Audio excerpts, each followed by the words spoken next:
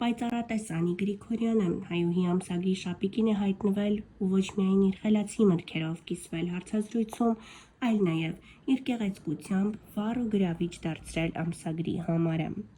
Անին վառ անհատականություն ու մարդկային լուսավոր տեսակ է։ Ու սա կփաստեն բոլոր նրանք, ովքեր գոնե մեկ անգամ առնչվել են Անիի հետ։ Կնոջ վեհ արժեքների միավորումն ու անհատականության արտացոլումն է Անին, իսկական հայուհու օրինակ է նա։